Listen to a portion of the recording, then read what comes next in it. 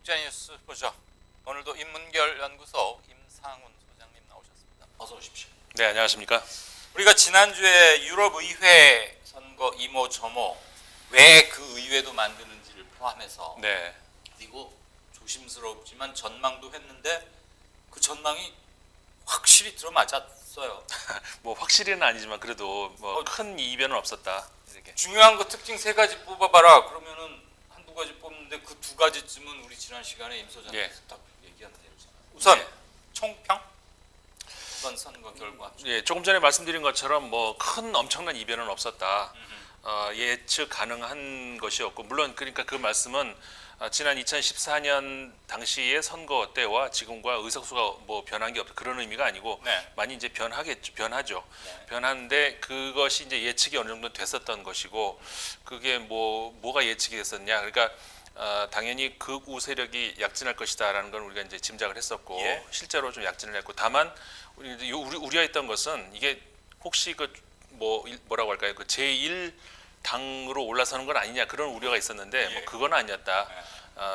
구체하자면 세 번째 정도 세력이 된다는 거. 그러나 무시 못할 확실한 변화를 그렇죠. 각인시켜준 건 맞다. 그렇죠. 그리고 이제 환경 문제가 지금 그 유럽인들에게 굉장한 그 관심사가 이 정치적인 차원에서도 관심사가 됐다.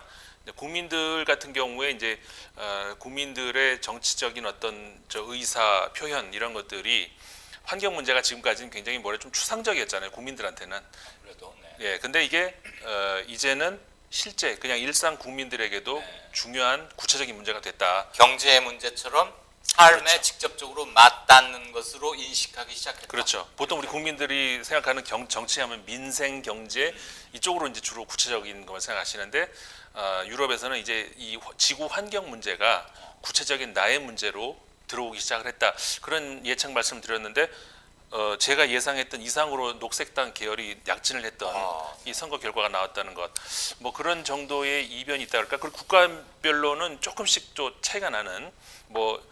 예를 들어서 이제 좌파의 몰락이다 뭐 이런 얘기 많이들 요즘에 하지 않았습니까? 예. 근데 이제 그 몰락이라고 할 정도의 어떤 그런 건 아니었다 이런 것들을 좀 정리를 하자면 극우와 녹색당 환경에 대한 관심의 직접적 반영일 텐데 네. 이 두 정치 세력이 우뚝 뭐라고 해야 되나요? 발목 상대? 아무튼 주목하게 약진한 네. 거고 네. 진보가 뭐 물론 극우가 이렇게 도드라졌다고 해서 그럼 진보의 퇴보냐? 그건 아니다. 네. 쇠락, 쇠퇴, 퇴장이라고 할 수는 없다. 네. 그 점도 우리가 놓치지 말아야겠다. 그렇죠. 이렇게 하면 되겠고. 네네. 자, 온건 진보, 온건 보수는 조금 좀 퇴조했고 네, 온건 진보 예.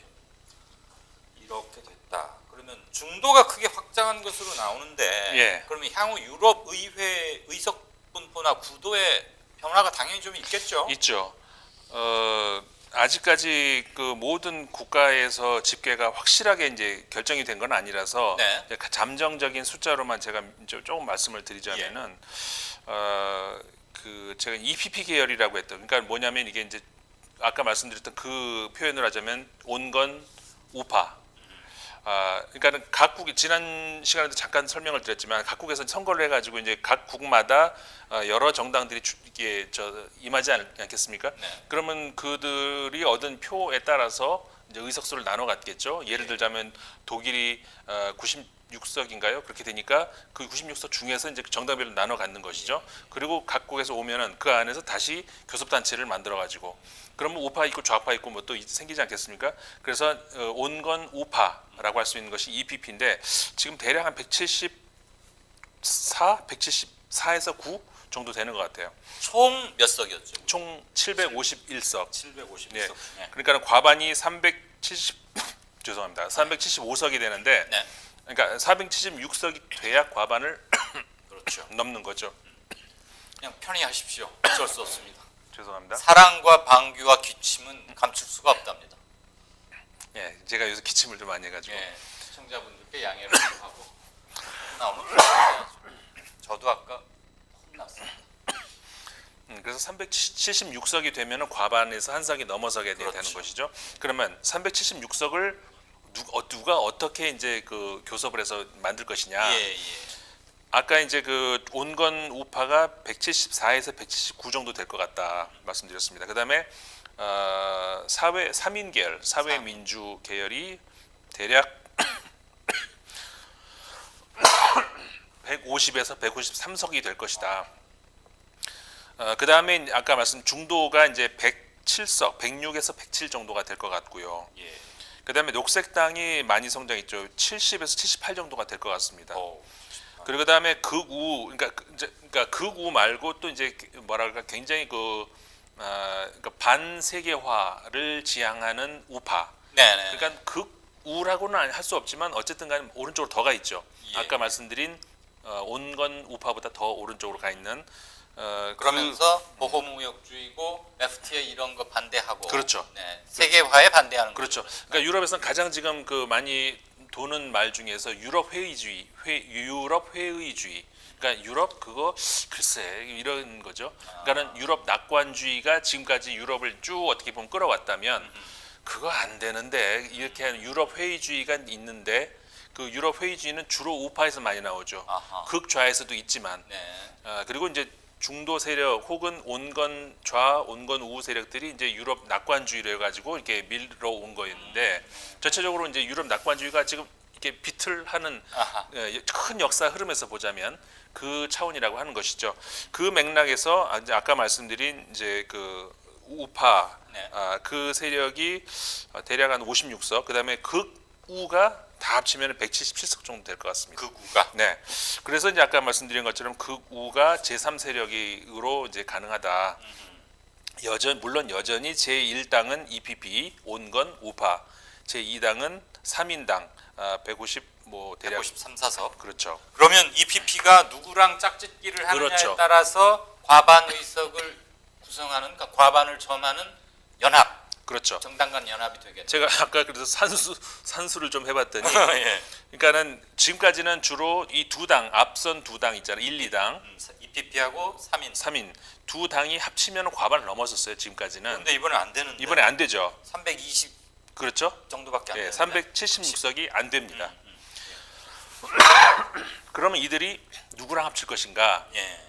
녹색으로 합치냐, 중도로 합치느냐? 중도로 합치느냐. 둘 다 가능합니다. 둘 다 중도와 합쳐도 과반 넘고 녹색과 합쳐도 과반 넘습니다. 예, 예. 자, 그럼 여기서 누구랑 합칠 것이냐? 그래서 여기서 이제 그 중도 세력이 사실은 중도라고 할 수 있는 이 세력이 과거에는 지난 2014년 선거까지만 해도 그렇게 크지가 않았거든요. 예. 왜냐하면 지금 프랑스의 집권 여당인 그 전진하는 공화국 이 당이 그 당시에는 없었죠. 마크롱인가가 급조해서 만든 그렇죠. 당 아니었어요? 그렇죠.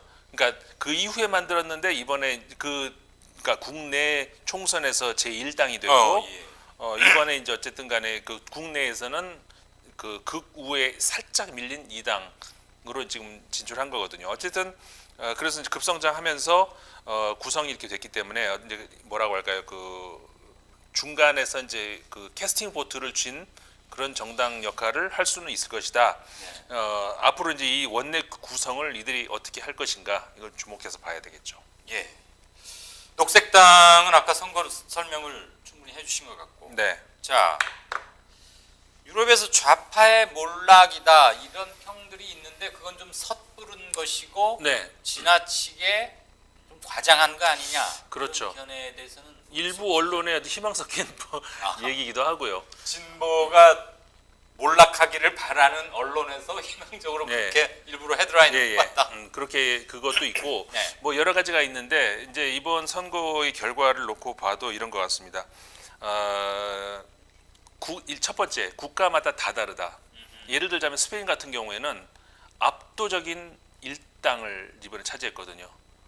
EPP가 아니면 아니 저기 아니 3인당이. 3인. 그러니까는 그 스페인 사회당이 아. 압도적인 1위를 했거든요. 그러니까 그 앞서서 했었던 총선에서도 저기 집권 여당이 됐는데 네. 사회당이 이번에 유럽 선거에서도 압도적으로 1등을 한 겁니다. 그러니까 이거는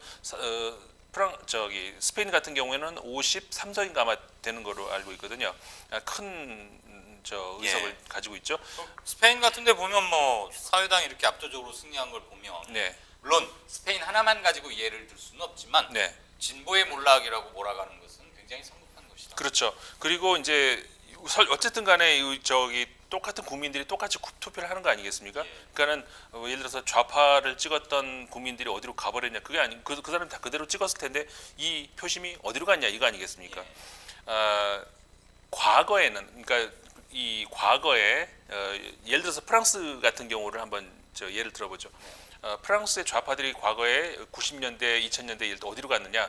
상당수가 극우로 간 사람들이 많이 있어요. 지금도 이 여론조사를 해보면은 직업별 조사를 해보면은 주로 노동자 계층에서 극우표가 굉장히 많이 나옵니다. 아니 어떻게 좌에서 극우로 갑니까? 이게 종이를 이렇게 보시면은 극좌고 극우잖아요. 동그랗게 하면 바로 나와요. 이게 어느 정도 통해버리는 것 같아요. 여기서 이렇게 걸어가려면 먼데 예. 이렇게 합치면 만난다고. 예. 이게 너무 멀리 가면은 네. 이 반대쪽으로 가버리더라고요. 극과 극은 통한다 뭐 이래야 되나? 예. 그런데 이 극우 세력을 지지하는 사람이 40%가 이제 그러니까 아니, 거꾸로 말해 저기 노동자 계열의 40%가 극우를 지지한다는 거죠. 이게 이제 과거에는 좌파를 지지했던 사람들이거든요. 그래서 이제 흔히 얘기하는 우리가 이제 극우다 하면은 우파의 연장 아닌가라고 네. 생각하는데 그게 아니고 별도로 따로 봐야 됩니다. 네, 완전히 다르다고 예, 그랬죠. 예, 완전히 우와 극우는 예. 차원이 다르다고. 그렇죠. 그러니까는 만약에 극우가 와야 된다. 그럼 그 표가 다 우파로 가느냐? 그건 아니고 다시 또 좌파로 가고 우파로 가고 뭐 이렇게 될 겁니다. 그러니까는 그게 그 다음에 좌파들이 이번엔 또 어디로 갔느냐? 녹색 아까 이제 약진했다 그랬잖아요. 녹색 당으로 많이 이동을 해버린 거예요.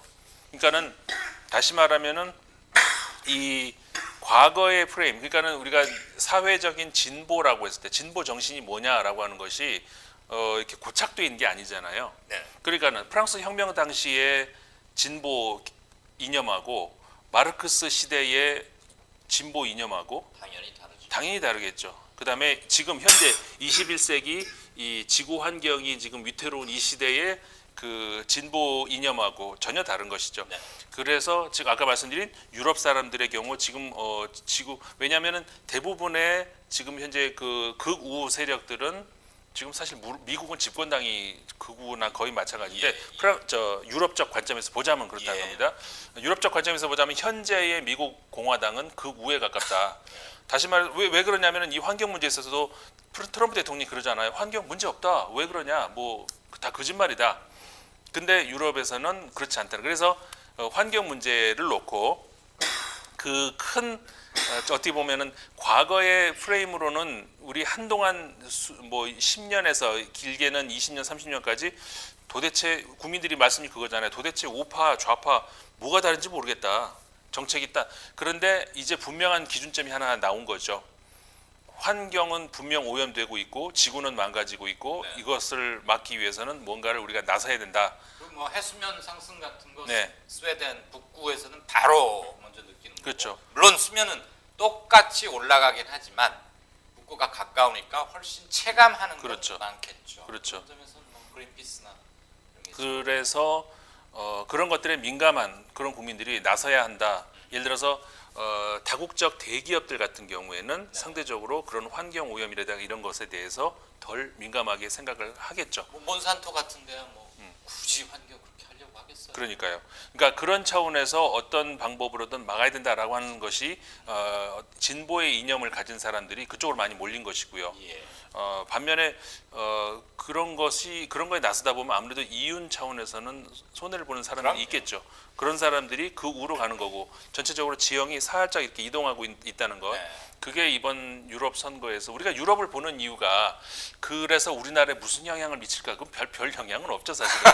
그런 영향을 보자고 하는 것보다는 전 세계적인 지금 현재 동향이 어떤가. 네, 트렌드에 유럽이 먼저 그렇죠. 반응한다. 항상 먼저 가고 있기 때문에 아. 그런 차원에서 우리가 유럽을 한번 볼 필요는 있다. 그러면 앞으로 닥칠 세대, 그렇죠. 시대 그리고 그렇죠. 무엇이 주요 화두가 되고 무엇을 사람들이 많이 관심 있어하고 얘기하게 될지를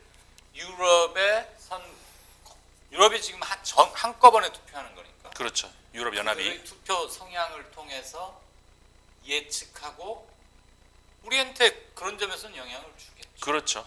우리의 미래 모습 볼 수 있다는. 방금 시청자 한 분이 질문을 해주셨는데 네. 김은주님입니다. 왜 극보수로 가는지 모르겠다 진보가 그러시면서 네. 그런데 영국의 극우 정당이 노동자들을 대변하기는 합니까? 이런 질문 주셨어요. 우리는 보통 포퓰리즘 얘기하면은 네. 사실은 이론적으로는 우좌에 다 있을 수 있죠. 그렇죠. 근데 우리 언론에서 상대적으로 자꾸 이제 좌 쪽에 포퓰리즘이 있다고 이런 얘기.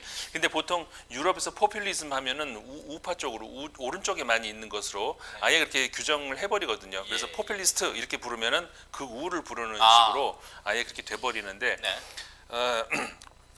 포퓰리즘이 뭐냐? 뭐 다양한 저 이론적 해석도 있고 많이 있죠. 저는 그렇게 보고 싶어요. 예.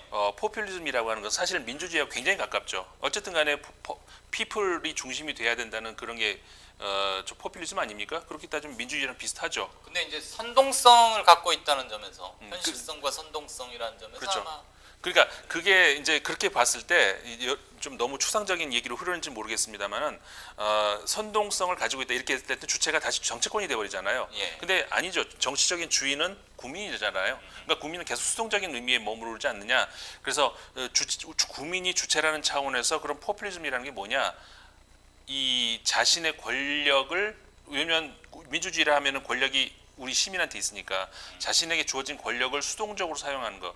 그러니까는 우리가 주권자로서의 어떤 그 위치에 서서 하는 것이 아니고 수동적, 다시 말해서 그냥 우리한테 주어진 수동적 권리 있잖아요. 예.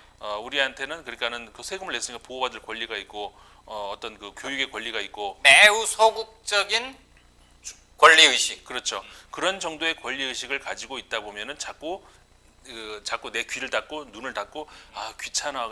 이번에도 가장 유럽에서 관심이 됐던 것은 얼마나 투표 참여율이 얼마나 될 것인가. 투표율이 어땠습니까? 참. 일반적으로 유럽 선거라 그러면 되게 낮아요. 왜냐하면 체감이 내 동네 문제라기보다는 어디 저기 유럽 문제이기 때문에 사람들이 생각하기에 굳이 그리고 이제 우리나라처럼 하루를 이렇게 공휴일로 빼줘가지고 가는 게 아니고 예. 많은 경우에 그러니까 일부 예외는 있습니다. 영국이나 네덜란드 이런 나라들 같은 경우에는 일요일날 선거가 금지돼 있어요. 안 돼요. 예. 근데 이제 대부분의 나라들은 일요일날 하거든요. 프랑스 같은데 대표적이죠. 네, 그렇죠. 프랑스, 독일 대부분의 나라들이 일요일날 선거. 그러니까는 일요일날 내가 지금 좀 놀러도 가고 해야 되는데 그 투표를 이렇게 생각해버리는 사람이 있다는 것이죠. 근데 프랑스 같은 데는 자기들 나라 대통령 결선 투표 때는 일요일 날 해도 꼬박꼬박 88% 90% 이렇게 나오는데 그러니까 자기 나라 대통령하고 유럽 의회는 확실히 이 사람들한테도 한 치 건너 두 치고 그렇죠. 처삼촌 벌초하듯이 그냥 좀 벌초. 그러니까 이번에도 그래도 다행스럽다라고 이제 프랑스 같은 경우에도 맨날 50% 이하로 떨어졌었어요. 참여율이. 근데 이번에 51점 몇 %로 겨우 50% 넘었더라고요. 그걸 유럽 전체로는 투표율이 어떻게 돼요? 전체로는 제가 확인을 못 해봤습니다. 뭐 근데 낮을 것 같아요. 잘해야 50%는 그 알겠네요. 50이 안 될 것 같아요. 예. 이제 대체적으로 그렇거든요. 그렇다면은 예, 그런 의미에서 그러니까 포퓰리즘이라고 하는 거는 그런 거죠. 예. 자신들이 자신들에게 주어진 권력을 제대로 행사하지 않고 일요일은 자기한테는 어떤 권리잖아요. 쉴 권리. 그거 찾겠다는 거죠. 그보다 더 큰 주권을 찾지 않겠다는 거 아닙니까? 특이한 포퓰리즘 유럽. 알겠습니다. 아무튼 파퓰러 대중적인 피플 여기서 이렇게 나온 포퓰리스트 그래서 이렇게 인기 영합주의 네. 그렇게 좁게만 생각하고 있었는데 유럽의 포퓰리즘은 조금 다른 측면도 있다. 그다음에 좌와 우가 우리 같으면 도저히 불구대척 그리고 저 끝 이 끝이어야 하는데 의외로 통하기도 하는 네. 것을 근데 제 생각에 그게 이제 꼭 유럽만의 현상이 아니고 네. 이제 아까 말씀드린 것처럼 우리나라도 결국은 우리나라의 포퓰리즘도 그럴 것 같고 저 왼쪽에 있던 포퓰리스트가 오른쪽으로 갈 수도 있는 그럴 것 같습니다. 어쨌거나 유럽 의회 선거에서는 극우 녹색 이쪽의 약진을 눈여겨봐야 한다라는 점을 그래서 정치 프레임이 약간 달라졌다. 네. 그게 그래 한 말씀을 더 드리면은 그래서 그게 이제는 중도의 시대다가 아니고 저 진보와 보수의 프레임이 약간 저기 뭐라고 할까요? 그 저기 조준점이 달라졌다. 네. 관역이 달라졌다라고 할까요? 좌표가 달라졌다. 좌표가 달라졌다. 예, 지금은 환경 문제, 과거에 노동 문제가 첫 번째였던 그런 거였다면 이제는 환경 문제. 로 옮겨가고 그렇죠. 그 맨 앞 전선은 녹색당 계열 그렇죠. 환경주의자들이 이끌고 있다. 그리고 환경에 눈 감고자 하는 사람들이 바로 극우 세력이라는 네. 것이죠. 여기서 정치적인 어떤 그 뭐라고 할까요? 그 지향점이 구도가 짜여지네요. 자연스럽게 짜여지는 것이고 아주 확연하게 드러난다는 거죠. 근데 그 환경 문제는 머지않아 유럽 이외의 국가들에도 그럼요. 상당한 영향을 그래서 바로 우리가 미칠 것 봐야 된다는 것이죠. 네. 우리의 미래를 본다는 겁니다. 그래서 환경의 중요성을 일깨워준 유럽 의회 선거 이렇게 일단은 정리하면 될 것 같습니다. 자, 늦은 시간까지 고맙습니다. 네, 고맙습니다.